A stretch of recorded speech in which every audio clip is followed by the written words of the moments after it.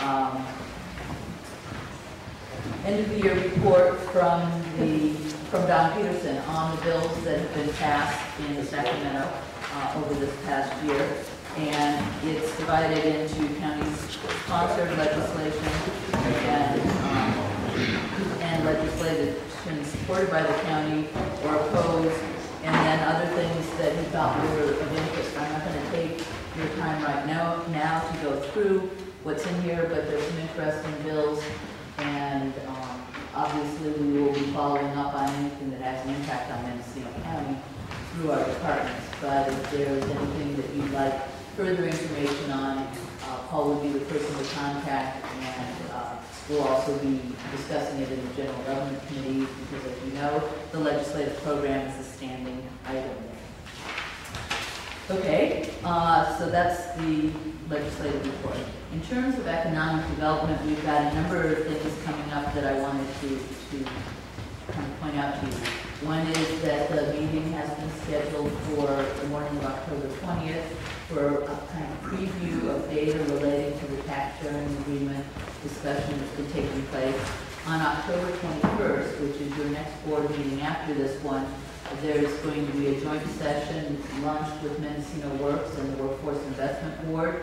And one of the things that we're going to be talking about in that session is the update of the SETS, the Comprehensive Economic Development Strategies plan that the county is responsible for developing. We originally developed the plan and adopted it in March of 2004.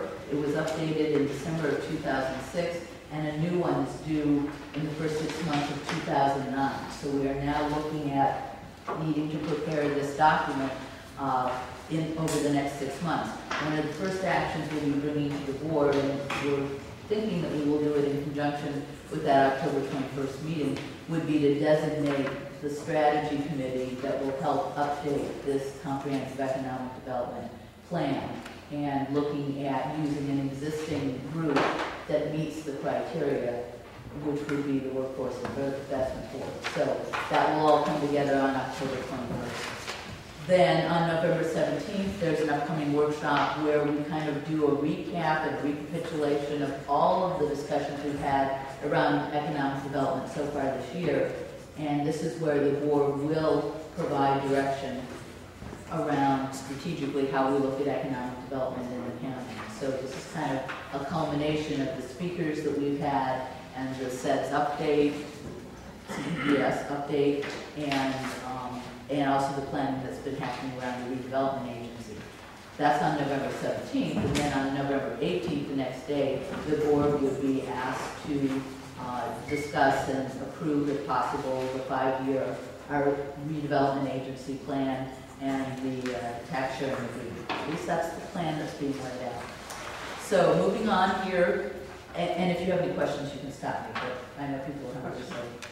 Okay. Question, Allison, when did you say the tax sharing discussion was going to take place? We were talking about a workshop format for that, and we canceled the 14th meeting. I think it was on our consent calendar today. Is that going to happen on the 20th? That was my understanding, that that request had been made. I don't know exactly where it stands in terms of the decision making around it, but so there would be a community workshop on the 1:30. Would it be 1:30? Because we have committee meetings also. Yeah. Standing committee meetings on the 20th. My understanding, and Chris, you may want to speak to this, my understanding is that we were aiming towards the morning, and it was simply a board workshop, although it's open. We rearranged the board committee schedules to be morning sessions and allow the afternoon starting at 1:30 to be the economic, or the tax sharing. Right. And that's just a workshop. Right. It's to kind of share the data and the discussions, but it's not to take action.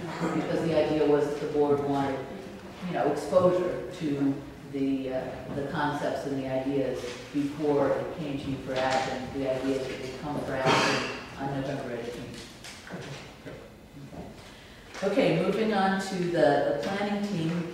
General plan, as you know, is flooding the public discussion here. And this week there are community workshops that are being held.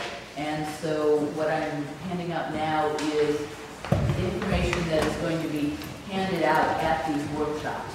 I just thought you might want a copy of what's going to be made available to the public at the workshop. It's a nice kind of summary of what's going on and when the workshops are and how all of this fits together.